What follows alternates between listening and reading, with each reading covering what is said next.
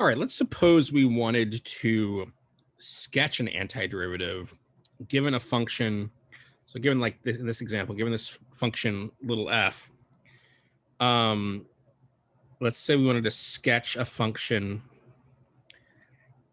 I'll just call it capital G, such that G prime is f. So the idea is like, maybe in differential calculus, you might have been given a picture of a function and asked to sketch its derivative, because then you just use all the slope information to figure out what the derivative function would look like. This is going backwards. We given a function, we want to sketch its antiderivative. First thing to note is that there are lots of antiderivatives. We've already seen that if you like integrate something like the number 17, you get 17x plus c. So if this had been just a horizontal graph, right? Say it had been a horizontal graph of slope 5 at height 5, then the antiderivative would be any line of slope 5, but it could be, you could move it up and down, same line, and it's all they're all have the same derivative. So first thing to notice is that, right, you really need, if you want to sketch a specific antiderivative, you need a point. You need to know a point on the function. So I'm going to add, so not just such that G prime equals f, but also let's say we know capital G of 2 is minus 10. Okay, that gives us an anchor point that we can start building the graph off of. Okay, and we're going to exploit areas. You could even do this kind of problem before you take integral calculus, because you know, there are certain things you can say, like let me just mention here, like this, like in this area, G prime, which is f, is less than 0. And remember what that means. That means G is decreasing. If a function's derivative is negative, it means the function itself is decreasing. Whereas here, G prime is positive from 4 to 8, so G will be increasing. So you could start to draw like shapes and stuff. And you could actually get a decent picture of the graph of capital G just given differential calculus knowledge. But I want to go further and actually use the fact that we know about areas and stuff and how to exploit areas. So for example, here we know something like, we know G of 2 is 10, but we also know like the integral from 2 to 4 of f of x dx is G of 4 minus G of 2, right? So given that we know G of 2 is negative 10, we could actually, and if we could find this area, like this represents this area right here, right? So if we know this number represented with this area, and we know G of 2 is negative 10, then we could compute G of 4. And in fact, what a lot of people like to do to really make this evocative is to add the G of 2 to the other side. So it's like you start at G of 2 and you add, and you add the integral from 2 to 4 of, it's really G prime, and that'll give you G of 4. So if we want to know G of 4, we just need to find this area right here. Okay, and so let's think about this for a second. Let's go back to this. I just want to mark this off. I think you'll see that if you take one of these blocks like this, the base is 1 and the height is 10. So this is area 10. So for example, we can start to do this here. Like we're going to want to know the areas under these curves. So these are all 10s, right? 10, 10, 10, 10, 10. Actually, this is half of a, that's a triangle. It's half of a square. So it's 5 and 5. Down here, we can do something similar. I guess they're considered negative areas. So that's negative 10, and these are all negative 5s, right? So in fact, you can tell that the integral from 2 to 4, that this number is actually minus 20, because we're adding up this minus 10, this minus 5, and this minus 5, gives us minus 20. And this was given as minus 10, so this equals minus 30. So G of 4 is negative 30. And we can actually start to build a table really of values. Right? If you just think about it, like we know, so for example, G of 6, you're going to add 20 to G of 4, right? You're going to add the area here to G of 4 to get G of 6. So continuing on in this vein, G of 6 is G of 4 plus the integral from 4 to 6 of G prime. So that is negative 30 plus 20, which is back to negative 10. G of 8 is G of 6 plus the integral. I mean, I guess you could do G of 4 plus the integral from 4 to 8, but the integral from 6 to 8. Oh, G prime. Oh my God. Can't write today. G prime of X. And that is this group of 4 tens. So that's area 40.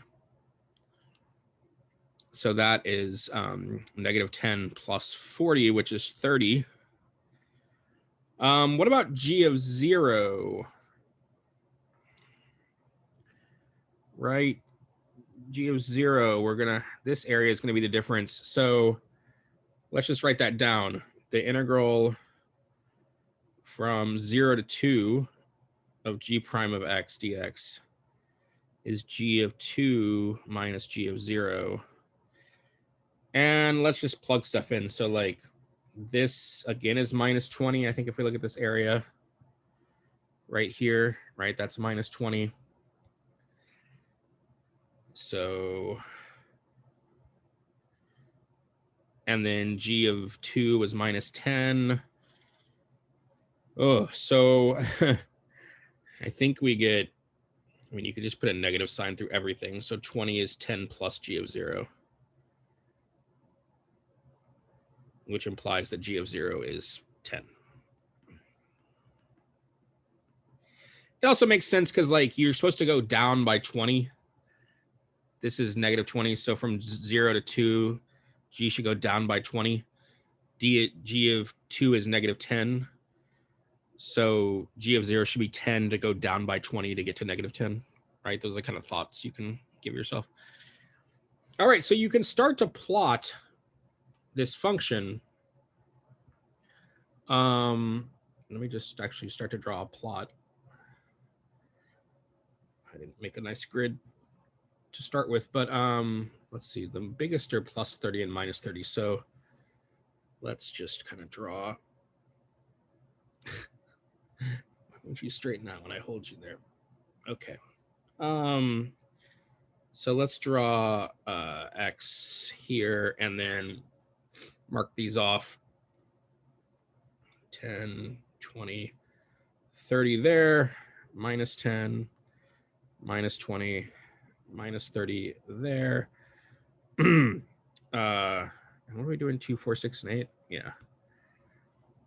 2, 4, 6, and 8. And so we have some points we can draw, right? We have the points. We said G of 2 was minus 10. So there's a point right there. G of 4 was minus 30. G of 0 was 10. And G of 6 was minus 10 again. And G of 8 was actually 30. So there's some points we can draw on the graph. Even more, we really could get the halfway. We could even get 5 or G of 1, G of 3. Like G of 3, if you think about it, is just given, it's the differences by this area, which is a minus 15. So G of 3 is another 15 down from negative 10. From 3 to 4, you go down by 5 again. So in fact, yeah, if I just think about this, I should go from this point, I should go down by 15 to get to G of 3, and then only down by 5 to get to G of 4. So I think G of 3 is around there. I'm actually plugging in 3. Similar arguments, I think, will show you that G of 5, you're adding 5 to G of 4, right? You're just adding this 5 to G of 4 to get to G of 5. And then you're adding 15 to get to G of 6. And then from 6 to 8, it's actually going to be a straight line because the derivative is horizontal, right? So G of 7 will be 10. Should make sense because, again, if you go back up to this picture, 7 is right here. And so you're going to add 20 and then add 20 again.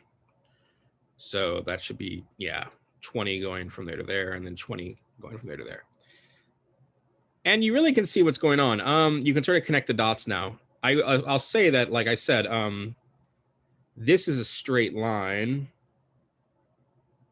It's kind of I can kind of make a straight line there through those 3 points. And like since these are linear functions up here, their antiderivatives will be quadratic functions, so they'll be parabolas, right? And so this is actually, well, it's kind of funny. From 2 to 6, you just have this kind of constant rate of increase. So you get this actually G prime, which is little f is big G prime, right, is increasing at a constant rate. That means that it's the function G is concave up. And you can see that here in the graph. Like you basically have a parabola shape that connects these points. And then there's actually another parabola shape connecting these two from 0 to 2. And so, in fact, this should be horizontal. So like, so I'm graphing, wait, let me just actually put this, I'm graphing capital G of X here, right? And a couple things, like at this point at 0, back up in the graph, this derivative, the derivative at 0 is 0, right? Because G prime of 0 is 0. So that means the graph itself should have a horizontal tangent line. Like at these 2 points, the graph should have a horizontal tangent line, 0 and at 4, right? Because the graph of the antiderivative, because G prime is 0 at these 2 points. So G should have a horizontal tangent line. So in fact, this should come in kind of horizontally, and then there's your other horizontal tangent line. There's also the things like this point up here is the minimum. So G prime, this is like G prime is negative 20, so it's actually going down the fastest, right? This whole area, the G function, the antiderivative function, is decreasing, but it's decreasing slowly, then faster and faster, and then slower again. And if you look at the graph that we drew, that's kind of what's happening. It's decreasing slowly and then faster and faster up to that point, and then slowing down again. So this point here is called, this is called an inflection point. If you remember, sort of like a max steepness, or it's really a point where the concavity changes. This graph changes from being concave down to concave up. Yeah, and so this is a picture. Again, we had this anchor point right here. This was sort of our anchor point that we decided. If I had said G of 2 was 10 instead, then this would have been our anchor point, and our graph would have looked like this, right? It would have just been the same thing shifted up.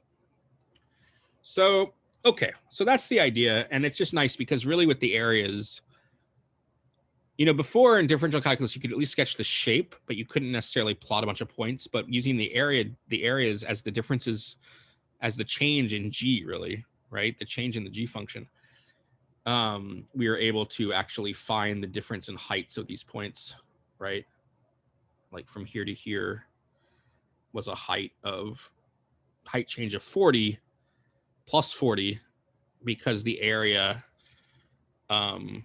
from underneath the picture above was 40. And so you can actually plot really specific points and you can get more and more information out of that.